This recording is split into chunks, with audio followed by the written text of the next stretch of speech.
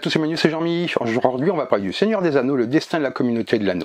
C'est un jeu de Mac Leacock. Il est illustré par Jared Blanco et Cory Godbey. Le jeu est édité par Zedman Games. Un frisson parcourt les terres du milieu. Les ténèbres s'étendent. Les forces de Sauron se rapprochent et seul un espoir subsiste. Un petit groupe d'aventuriers liés par le destin, la communauté de l'anneau. Dans le jeu, vous incarnez ces héros et leurs alliés, guidés par le courage, la loyauté et l'urgence d'agir. Et l'urgence d'accomplir l'impossible, détruire l'anneau unique. Ce jeu coopératif invite 1 à 5 joueurs à unir leurs forces pour affronter un monde qui chancelle sous l'ombre grandissante. Chaque joueur contrôle 2 personnages au talent unique. Vous allez devoir protéger Frodon, livrer des batailles dans des lieux emblématiques comme la Moria ou le gouffre de Helm, déjouer les plans des Nazgûl et échapper à l'œil de Sauron qui est omniprésent. La tension est permanente. 24 objectifs variés viennent bouleverser vos stratégies. 14 événements imprévisibles secouent la partie. 13 personnages jouables offrent des combinaisons différentes à chaque partie. Chaque choix compte. Oserez-vous prendre des risques pour avancer ou bien allez-vous sacrifier vos forces pour protéger Frodon de la corruption et du désespoir? La victoire est possible seulement si l'anneau unique est détruit avant que l'espoir ne s'éteigne. Avec une durée de partie de 60 à 150 minutes, avec une variante solo inclus, le jeu propose une très grande rejouabilité et une immersion totale pour les passionnés de Tolkien et du Seigneur des Anneaux, comme pour les amateurs de jeux coopératifs exigeants. La communauté n'attend que vous. Rassemblerez-vous le courage nécessaire pour forger l'avenir de la Terre du Milieu, ou laisserez-vous l'ombre engloutir le monde? Allez, on va voir comment ça se passe. Et on se retrouve avec le jeu. Donc là, ce que je vais faire, c'est que je vais vous expliquer les règles du jeu. Ensuite, je vous parlerai du mode solo. Finalement, je vous donnerai mon avis sur le jeu. Et tout cela sera bien chapitré pour que vous puissiez accéder aux informations dont vous avez besoin, si vous connaissez un peu le jeu ou si vous cherchez une règle particulière, pour que ça vous facilite tout cela. Avant d'aller plus loin, je vais un petit peu vous parler du contexte du jeu. Vous incarnez les membres de la communauté. Aidés par les alliés qui vous rejoignent en chemin, vous entreprenez un voyage périlleux qui scellera le sort de la Terre du Milieu. Contrôlant chacun de personnages, vous devez œuvrer ensemble et exploiter vos capacités uniques pour permettre à Frodon d'échapper à l'œil de Sauron et aux terrifiants Nazgûl lancés à ses trousses, mais aussi vaincre les armées ennemies qui déferlent sur les lieux clés de la carte. Enfin, Frodon devra jeter l'anneau unique dans les feux de la montagne du destin pour sauver les peuples libres du désespoir et de la destruction. Pour la mise en place, vous commencez par placer le plateau au centre de la table. Dans le coin supérieur gauche, vous avez le niveau de menace. Vous y placez le marqueur sur l'espace avec un point. Sur le côté gauche du plateau se trouve la piste d'espoir, avec également un espace avec un point où vous placez ce marqueur. Ensuite, vous allez préparer le deck ombre. Vous repérez les cartes qui composent le deck ombre reconnaissables à leurs 2 types de dos différents. Bien qu'elles seront mélangées par la suite, commencez à les trier et trouver ces 2 cartes spécifiques. Placez les faces visibles dans n'importe quel ordre sur l'espace de défausse. Mélangez le reste des cartes. Face cachée, placez-le ici. Sur le plateau, vous trouverez une carte de la Terre du Milieu, divisée en plusieurs régions par des lignes brunes épaisses. Chaque région porte un nom en lettres majuscules. Sous certaines régions, des icônes indiquent les pions qui commencent la partie, comme vous pouvez le voir par exemple ici. L'icône représentant l'œil de Sauron correspond à ce pion. Vous le placez dans la région correspondante. Les 2 autres icônes représentent 2 Nazgûl parmi les 9 disponibles, différents en taille et en pose, mais identiques en fonctionnement. Placez 2 Nazgûl dans la région indiquée, sans couvrir d'autres espaces ou lignes importantes. Vérifiez chaque région pour ses symboles et placez le nombre de Nazgûl requis, comme vous le voyez ici par exemple. Vous allez séparer ensuite les troupes amies par couleur. Elles représentent les guerriers nains, les elfes, les Rohirrim et l'armée du Gondor. Certaines troupes commencent déjà sur le plateau. Pour savoir où, repérez les emplacements circulaires, comme ceux-ci qui sont des lieux de ralliement, chacun accompagné d'un nom et parfois d'un ou plusieurs symboles de troupes amies. Vous placez le nombre et la couleur correspondante de troupes dans chaque emplacement. Une fois terminé, il vous restera 5 unités de chaque type à placer dans la réserve des troupes amies. C'est-à-dire que là, comme vous voyez, j'en mets 2. Ici 1, ici 1. Et vous faites ça pour toutes les icônes que vous voyez comme ceci. Ne vous en faites pas, c'est rappelé dans le livret de règles. Si vous en voyez plus que le symbole, c'est parce que j'ai fait toute la mise en place. À côté du plateau, créez une réserve de troupes d'ombre. Elle représente les forces maléfiques de Sauron qui s'opposeront aux joueurs pendant la partie. Vous ajoutez les troupes ombre sur les emplacements. Vous vérifiez tous les emplacements sur le plateau pour repérer les icônes rouges de troupes de l'ombre. Comme ici par exemple. Vous ajoutez le nombre indiqué de pions dans chaque emplacement correspondant. Une fois terminé, 18 troupes auront été placées sur le plateau. Ensuite, vous allez révéler la première carte du deck ombre et vous la placez dans l'espace de résolution. Vous ignorez tout sur la carte, sauf le nom de l'emplacement, qui est ici. Puis vous placez une troupe de la réserve à cet endroit. Vous répétez cette opération avec 8 cartes supplémentaires, ajoutant ainsi une troupe dans chaque nouvel emplacement révélé. Au total, 9 troupes supplémentaires seront ajoutées. Il n'y a pas de limite au nombre de pions pouvant partager le même emplacement. Déplacez les cartes ombre utilisées vers la pile de défausse pour suivre combien ont été retournés. Votre paquet ressemblera à ça à la fin. Ensuite, vous allez préparer les cartes objectifs. Trouvez celle avec une étoile rouge dans le coin. Elle sera utilisée dans toutes les parties. Mettez-la de côté et mélangez les cartes restantes en révélant 3 objectifs aléatoires pour l'accompagner. Pour votre première partie, il est recommandé de sélectionner les 3 cartes marquées d'une étoile noire au lieu de choisir au hasard, comme j'ai fait pour cette mise en place. Certaines cartes objectifs peuvent inclure des instructions spécifiques pour la mise en place, donc complétez-les. Par exemple, ici, j'ai placé 3 troupes elfiques dans l'emplacement indiqué, en les prenant de la réserve de la troupe amie. J'ai ajouté également 2 troupes supplémentaires à un lieu indiqué, et j'utilise Frodon et Sam. Vous placez des objectifs dans la zone de jeu qu'ils soient visibles de tous les joueurs. Ensuite, vous allez préparer les cartes personnages. Vous repérez ceux mentionnés dans les instructions objectifs et vous les mettez de côté. Vous mélangez les autres cartes personnages et en ajoutez assez pour en avoir 2 par joueur. Par exemple, à 3 joueurs, vous aurez donc 6 personnages au total. Les personnages restants retournent dans la boîte. Vous mélangez les cartes personnages, sélectionnez et vous en donnez 2 à chaque joueur. Chaque joueur contrôlera ces 2 personnages pendant la partie. Certains personnages affichent 2 noms sur une seule carte, mais sont considérés comme un seul personnage. Pour la première partie, il est conseillé d'utiliser les personnages listés au début du livre de règles selon le nombre de joueurs. Ensuite, vous distribuez les personnages aux joueurs. Chaque joueur place ces 2 personnages devant lui, accompagnés de 2 cartes aide de jeu recto verso. Récupérez les silhouettes de vos personnages. Les cartes joueurs indiquent l'emplacement initial de chaque personnage. Par exemple, Frodon et Sam commencent dans la comté, Legolas dans le royaume sylvestre. C'est indiqué à cet endroit-là. Placez donc les personnages sur le plateau en conséquence. Le livret de règles fournit une illustration des emplacements numérotés pour vous aider à les placer plus facilement. Ensuite, séparez les cartes personnages par face. Vous avez des cartes Le ciel s'assombrit, des cartes événements et des cartes régions. Vous mélangez les cartes événements selon le tableau du livret de règles. Vous déposez un certain nombre de faces cachées sur les cartes régions. Pour 3 joueurs, vous mettez 6 cartes événements sont distribuées, le reste retourne dans la boîte par exemple. Vous mélangez ce deck, en gardant pour l'instant les cartes Le ciel s'assombrit de côté. Chaque joueur reçoit un nombre de cartes faces visibles, selon un tableau dans le livret de règles, par exemple pour 3 joueurs, 3 cartes par joueur. Les cartes restantes sont divisées en piles égales selon leur niveau de difficulté. 4 piles pour une carte initiation, 5 piles pour une difficulté standard. Dans chaque pile, vous mettez une carte Le ciel s'assombrit par pile, et vous empilez les piles les unes sur les autres, puis vous les mélangez. Et le deck joueur final est placé dans l'espace prévu, en bas à droite du plateau. Vous préparez les jetons.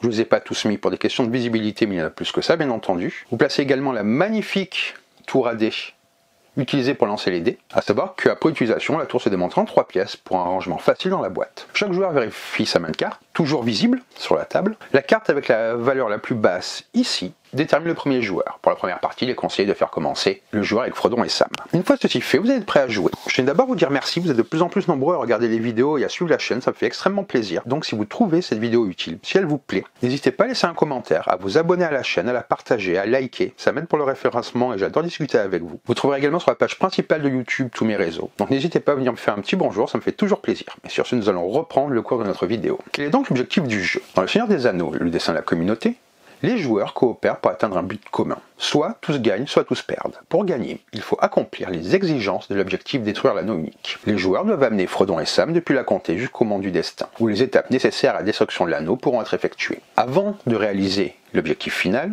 3 autres objectifs doivent être accomplis dans n'importe quel ordre. Chaque objectif possède ses propres exigences uniques et peut être modifié aléatoirement à chaque partie, offrant de nouveaux défis. En travaillant sur les objectifs, les joueurs gagnent ou perdent de l'espoir, qui est indiqué sur la piste espoir. Si le marqueur atteint l'espace le plus bas, tous les joueurs perdent. Il faut donc d'abord compléter 3 objectifs secondaires, puis l'objectif final, tout en maintenant le marqueur d'espoir au-dessus de sa ligne de perte. Le jeu est coopératif. Les joueurs peuvent discuter stratégie et donner des conseils, mais chaque joueur prend ses décisions finales individuellement. Comment se déroule un tour de jeu? Le jeu se joue en une série de tours, dans le sens aiguille d'une montre à partir du premier joueur. Chaque tour comporte 3 étapes. La première étape est 4 plus une action. Le personnage peut effectuer jusqu'à 4 actions. L'autre personnage jusqu'à 1 action, dans n'importe quel ordre. Exemple, Legolas fait 4 actions au premier tour, Frodon et Sam en font 1. Tour suivant, Legolas fait 1 action, Frodon et Sam en font 4. Il est possible de faire moins d'actions si souhaité, de choisir l'ordre des personnages, mais il faut compléter toutes les actions d'un personnage avant de passer au suivant. Il y a un cas rare, si un personnage est hors jeu à cause d'un objectif, l'autre peut effectuer jusqu'à 4 actions. Quelles sont donc les actions disponibles? Chaque personnage peut choisir parmi 6 actions différentes, qui sont bien entendu listées sur la carte d'aide de jeu. Elles sont répétables, aucune action chacune. La première action est le voyage. Vous déplacez un personnage de son emplacement actuel à un autre emplacement connecté par une ligne. Les lignes blanches ici, ce sont les chemins normaux.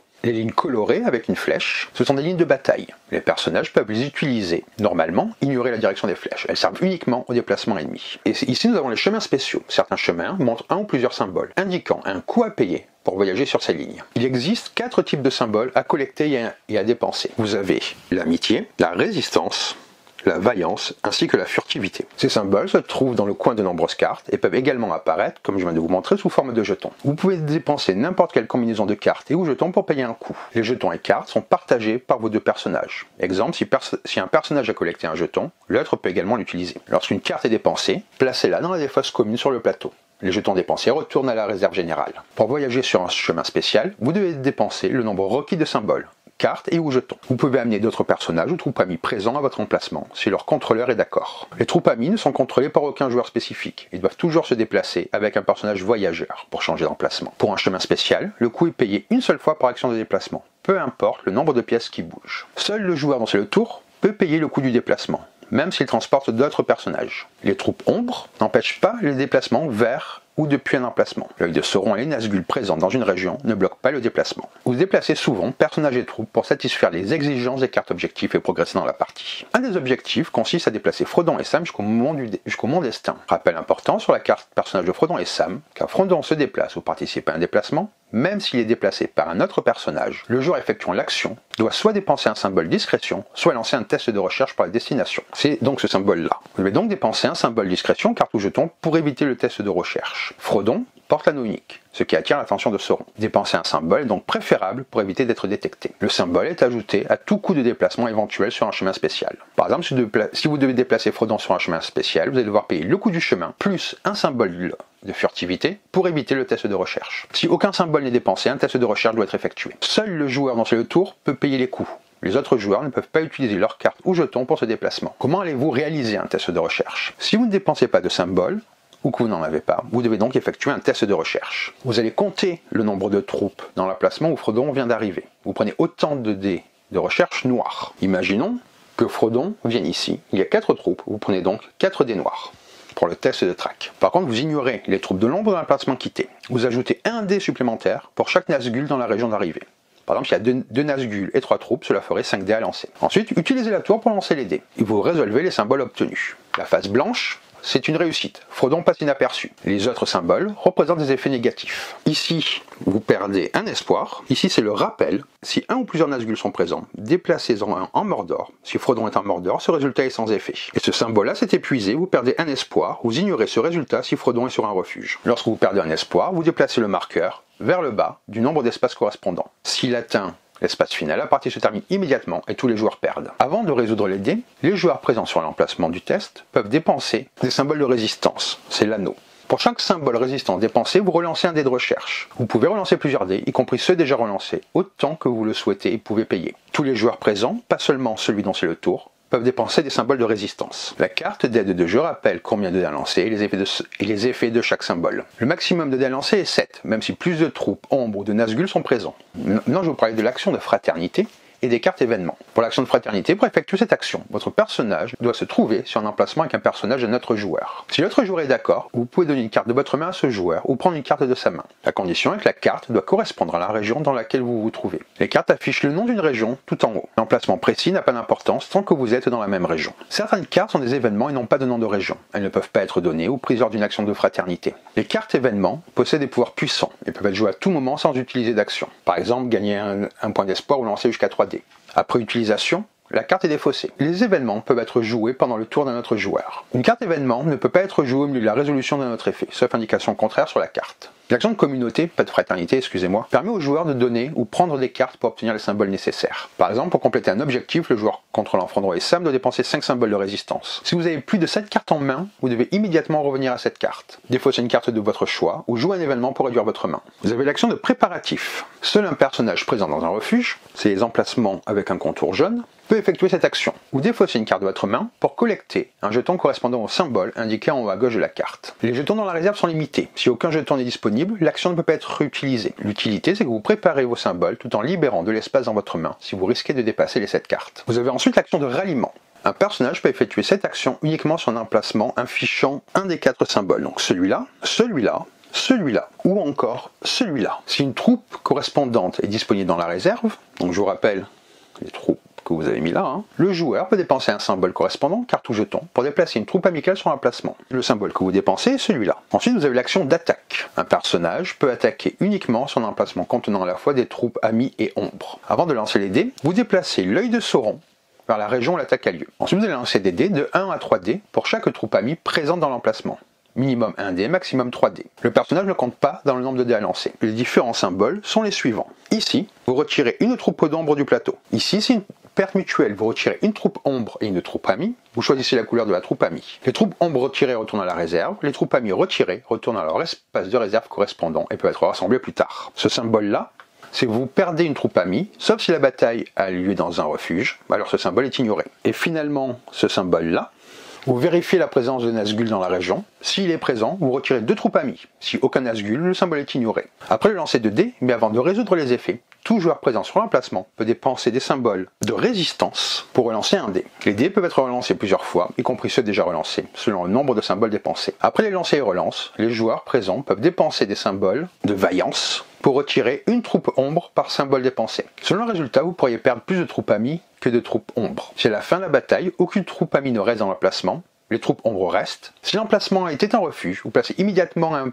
jeton forteresse de l'ombre, ce sont ces jetons-là, transformant ainsi le refuge en forteresse de l'ombre. Chaque fois qu'un refuge est perdu, les joueurs perdent 3 points d'espoir. Cela explique pourquoi vous pourriez choisir de lancer moins de dés que le nombre maximum. Certains résultats peuvent vous faire perdre vos troupes amies. Lancer moins de dés et compter sur des relances ou dépenses de symboles peut être une bonne stratégie pour vaincre les troupes de l'ombre. Une fois les dés et les cartes jouées, résolues, la bataille est terminée, même si des troupes amies ou ombres restent sur l'emplacement. Les personnages présents dans l'emplacement ne participent pas au combat, ne comptent pas pour le nombre de dés, ne subissent aucun effet des dés. Vous ne pouvez pas initier une attaque dans un emplacement si aucun de vos personnages n'est présent par contre. Vous avez tout le rappel qui est très bien fait sur la carte aide de jeu. Les instructions sur les ombres ne s'appliquent pas lors d'une attaque par les joueurs, mais uniquement lorsque les forces de l'ombre attaquent. Vous avez également l'action de capturer. Seul un personnage peut effectuer cette action dans une forteresse d'ombre. C'est un emplacement avec un contour rouge et noir, comme ici, ou un ancien refuge transformé en forteresse par les troupes de l'ombre. Vous devez avoir au moins un personnage et une troupe amie, et aucune troupe d'ombre sur place. Vous dépensez 3 symboles de vaillance pour capturer la forteresse. Il y a différents effets selon le type de forteresse. Si la forteresse est imprimée sur le plateau, vous la couvrez avec un jeton de refuge, qui est également fourni. Ce sont ces jetons-là. Si la forteresse est représentée par un jeton, vous retirez le jeton. L'emplacement redevient un refuge. Vous déplacez ensuite l'œil de Sauron vers la région où l'action a été effectuée. À la fin de l'action, gagnez 2 points d'espoir. Déplacez le marqueur de 2 cases vers le haut. Vous ne pouvez jamais dépasser 8 points d'espoir, tout gain au-delà est ignoré. Chaque personnage possède des capacités spéciales. Certains modifient les actions effectuées lorsqu'elles sont impliquées. Certaines capacités sont uniques et commencent par un mot-clé d'action, d'autres sont passives et se déclenchent automatiquement lorsque les conditions sont remplies. Donc je vous le redis, vous ne pouvez effectuer 4 actions avec un personnage et une action avec l'autre. Une fois que vous avez fait vos actions, vous allez piocher et révéler 2 cartes depuis le sommet du deck joueur. Vous les ajoutez à votre main. Ces cartes sont généralement des cartes régions et parfois des événements. Si le deck est vide, vous perdez 1 d'espoir par carte non piochée. Il se peut que vous piochez des cartes le ciel s'assombrit. Durant la mise en place, certaines cartes le ciel s'assombrit ont été mélangées au deck du joueur. Si vous en piochez une, vous avez 4 étapes à suivre. En premier, l'ombre s'étend. Vous avancez le marqueur du niveau de menace de 1 sur la case de la piste de menace. Ensuite, je te vois. Vous vérifiez si l'œil de Sauron est dans la région de Frodon. Si c'est le cas, vous perdez 2 espoirs. Sinon, vous déplacez l'œil de Sauron vers la région de Frodon. Il est stratégique de garder l'œil de Sauron hors de la région de Frodon pour éviter de perdre de l'espoir à cause de ces cartes. Ensuite, vous avez ce qu'on appelle sous le couvert de la nuit. Vous ajoutez 3 cartes à l'armée de l'ombre sur le lieu indiqué, comme vous le voyez ici. S'il n'y a pas assez d'armées d'ombre dans la réserve, vous perdez 1 espoir pour chaque armée que vous ne pouvez pas ajouter. S'il y a des armées sur le lieu où les armées de l'ombre sont ajoutées, vous allez faire un test de bataille. Les personnages joueurs ne sont pas requis pour cette bataille, seule la présence de troupes amies est vérifiée. Vous lancez autant de dés de bataille que de troupes ombre, maximum 3 dés, comme pour une attaque joueur, en retirant troupes ombre ou amies selon les résultats. Les joueurs ayant des personnages sur emplacement peuvent dépenser des symboles résistance pour relancer des dés ou défausser des symboles de vaillance. La bataille des troupes d'ombre ne se déroule qu'une seule fois, même si des troupes amies restent après. L'œil de Sauron n'est pas déplacé lorsque la bataille est provoquée par les troupes ombre. Ensuite, nous avons une étape qui s'appelle le danger s'accentue. Vous mélangez les cartes de la défausse ombre et vous les placez face cachée sur la pioche ombre. Il est très rare de piocher 2 cartes le ciel s'assombrit l'une après l'autre, mais si c'est le cas, vous résolvez les 2 cartes l'une après l'autre. Après résolution, les cartes le ciel s'assombrit sont retirées du jeu et aucune carte de remplacement n'est piochée pour votre main. Si après avoir résolu ces cartes et terminé la pioche, vous avez plus de 7 cartes en main, vous devez défausser au jeu des événements jusqu'à atteindre 7 cartes maximum. La 3e étape peut être la pioche des cartes ombre. Vous allez piocher et résoudre un nombre de cartes ombre égal à votre niveau de menace indiqué sur la piste correspondante. Exemple, vous êtes à 2 de menace, vous piochez 2 cartes. Rappelez-vous qu'une carte, le ciel s'assombrit, augmente la menace, ce qui peut augmenter le nombre de cartes à piocher. Vous allez piocher les cartes une par une, en résolvant chaque carte complètement avant de passer à la suivante. Ajoutez chaque carte piochée à l'espace prévu de résolution pour suivre le nombre de cartes tirées. Une fois toutes les cartes résolues, selon le niveau de menace, vous les déplacez dans la défausse. Il y a 2 types de cartes ombre, celle avec un drapeau rouge et celle avec une bannière noire avec une marque rouge. Et sur le recto, chaque carte est divisée avec un effet supérieur et un effet inférieur. Les effets supérieurs sont une avancée, les effets inférieurs sont des renforts. Lorsque vous révélez une carte ombre, vous vérifiez la face cachée du sommet du deck de la pioche. Si elle montre un drapeau rouge, vous résolvez l'effet supérieur. Si elle montre une bannière noire, vous résolvez l'effet inférieur. Avec les renforts, vous ajoutez une troupe ombre à l'emplacement indiqué. Pas de limite au nombre de troupes par emplacement. Si la réserve est vide, perdez un espoir par troupe non placée. Si l'emplacement a été capturé et transformé en havre, aucune troupe n'est ajoutée. Si des troupes ennemies sont présentes, vous lancez une bataille comme je vous expliquais précédemment. Important, l'œil de Sauron ne se déplace pas dans cette situation. Après avoir ajouté la troupe et résolu une bataille, suivez le texte de l'effet indiqué. Généralement, ça va être l'un des 3 suivants. Déplacer l'œil de Sauron dans la région de Frodon, sauf s'il y est déjà. Dans ce cas-là, lancer une recherche. Déplacer les 2 Nazgûl les plus proches de Frodon, hors de sa région, d'une région vers lui. 1 à 1.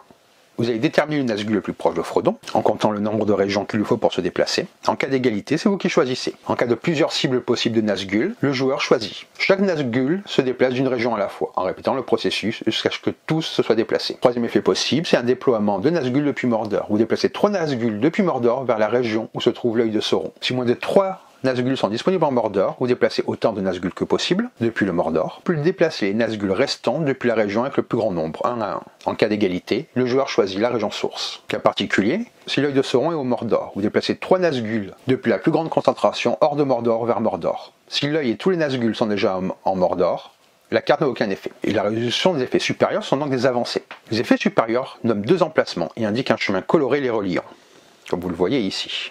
Commencez par localiser sur la carte l'emplacement à droite de la flèche. Les cartes contiennent souvent des illustrations pour aider à identifier les emplacements. Par exemple, là, je chercherai cette région-là. Ensuite, vous repérez la flèche de couleur correspondante menant à cet emplacement et vous suivez son chemin inverse jusqu'à l'emplacement indiqué sur la carte. Suivant le chemin en rebours, si vous rencontrez des troupes de l'ombre, avancez-les vers l'emplacement suivant, dans la direction de la flèche. Même si les troupes amicales dans la case de départ, les troupes de l'ombre avancent. Continuez jusqu'à ce que revenir à l'emplacement indiqué sur la carte. Exception, si les troupes étaient déjà présentes dans l'emplacement final, elles ne bougent pas. Dans chaque case où troupes de l'ombre et troupes amicales coexistent, se passe un combat. S'il y a plusieurs combats à effectuer, commencez par le premier emplacement sur le chemin, puis reculez. Une fois tous les combats résolus, vérifiez les havres le long du chemin. Si un havre contient uniquement des troupes de l'ombre, il devient un bastion de l'ombre. Pour chaque havre perdu, perdez 3 espoirs. 2 cartes particulières sont également présentes dans le paquet. Lorsqu'elles sont tirées, lisez et appliquez leur effet exactement comme imprimé sur la carte. Normalement, vous pouvez jouer les cartes événements à tout moment lors du tour d'un joueur. Par contre, vous ne pouvez pas les jouer pendant qu'un autre effet ou une autre carte est en train d'être résolu. Cette restriction s'applique également aux effets de cartes de personnages qui indiquent qu'elles peuvent être jouées à tout moment. Par exemple, une fois qu'une carte ombre est retournée, il est trop tard pour jouer une carte événement. Par contre, après sa résolution, mais avant de retourner à la suivante, vous pouvez jouer une carte événement. Une fois que vous avez résolu le nombre de cartes ombre correspondant au niveau de menace actuelle,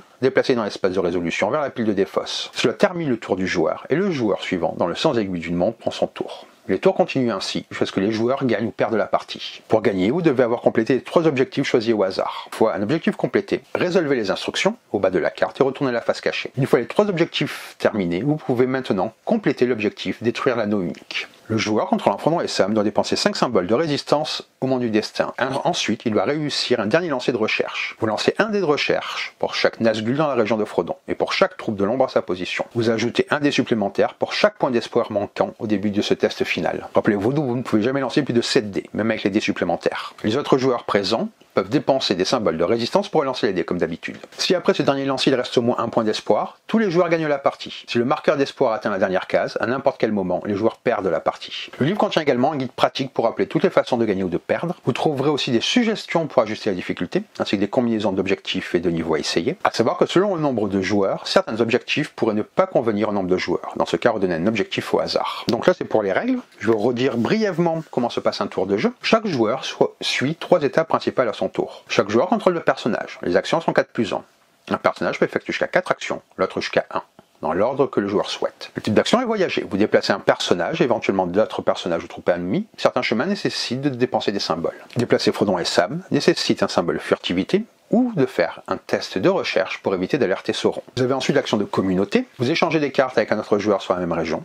L'action de préparer, vous défaussez une carte à un havre pour obtenir un jeton correspondant. L'action de ralliement, vous recrutez une troupe amie à un lieu correspondant à un symbole en dépensant un symbole d'amitié. Attaquer, vous lancez des dés de bataille pour éliminer les troupes ennemies dans un lieu. Lancer plus de dés augmente le risque de perdre vos troupes amies. Les jetons de vaillance et de résistance peuvent influencer les résultats. Vous avez l'action de capturer, vous transformez une forteresse de l'ombre en havre en dépensant 3 symboles de vaillance et en ayant au moins une troupe amie présente. Ensuite, un joueur pioche 2 cartes de son deck. Si c'est une carte, le ciel s'assombrit, vous suivez les 4 étapes pour cela. Ensuite, vous vous piochez un nombre de cartes égal à votre niveau de menace. Chaque carte ombre peut déclencher une avancée des Nazgûl, un ajout de troupes ennemies, déclenchement de combat avec des troupes ennemies, un déplacement de l'œil de Sauron ou même des pertes d'espoir. Chaque carte est résolue une par une. Pour vous résumer la partie, c'est un jeu coopératif, tous les joueurs gagnent ou perdent ensemble. L'objectif final est de détruire l'anomique. Vous devez d'abord compléter 3 objectifs secondaires. Ensuite, vous devez compléter l'objectif principal en dépensant 5 symboles au Mandoum et survivre à un dernier test de track. Les joueurs doivent gérer l'espoir, le marqueur d'espoir ne doit jamais atteindre la dernière case, les actions, le combat et certaines cartes influent l'espoir. La partie se termine lorsque Frodon et Sam ont atteint l'objectif final avec au moins un point d'espoir. Si le marqueur d'espoir tombe à 0, vous avez perdu. Les joueurs peuvent discuter des stratégies et s'aider mutuellement, mais chaque joueur prend ses décisions sur son propre tour. Je vais maintenant vous parler du mode solo. Si vous décidez seul du destin de la communauté, il vous faudra coordonner les efforts de Frodon et Sam avec ceux de 4 autres personnages. Mettez la partie en place selon la règle habituelle avec les changements suivants.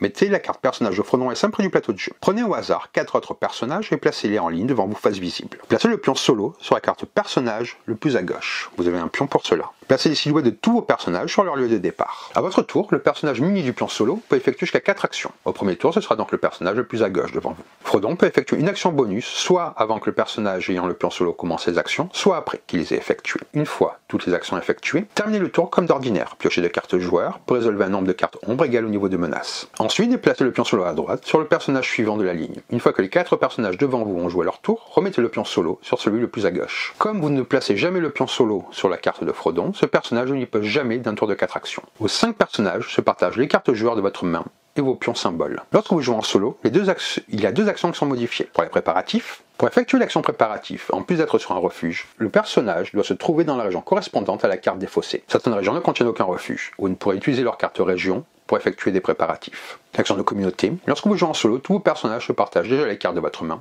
Vous ne pouvez donc pas effectuer l'action de communauté. Donc voilà pour les petites modifications avec le mode solo. Je vais maintenant vous donner mon avis sur le jeu. Dans le monde des jeux de plateau coopératifs, rares sont ceux capables de conjuguer tension, immersion narrative et stratégie complexe sans que l'un ne vienne écraser l'autre. Le Seigneur des Anneaux, le destin de la communauté, inspiré de l'œuvre monumentale de Tolkien, réussit ce pari audacieux en traduisant l'épopée de la communauté de l'anneau en un jeu de plateau à la fois exigeant et profondément thématique. Dès le début, le joueur est plongé dans l'univers de la Terre du Milieu. La mise en place demande une attention particulière. Chaque personnage commence dans sa région d'origine. Frodon et Sam dans la comté, Legolas dans le royaume sylvestre, et ainsi de suite. Les cartes joueurs, les pions de troupes amies et ennemies, ainsi que des jetons de symboles, sont soigneusement disposés, donnant déjà un aperçu de la richesse stratégique qui attend les participants. La préparation minutieuse, mais structurée, contribue à renforcer l'immersion et prépare le terrain pour les tours de jeu qui suivront. Chaque tour se divise en 3 étapes fondamentales. L'action des personnages. Un joueur peut effectuer jusqu'à 4 actions avec un de ses personnages et une seule avec l'autre. Le choix de qui agit le plus et qui agit le moins est un élément stratégique majeur, influençant la mobilité, la collecte de symboles et la capacité à interagir avec les objectifs. Ensuite vient la pioche de cartes joueurs. La gestion des cartes ajoute un élément de planification et d'anticipation.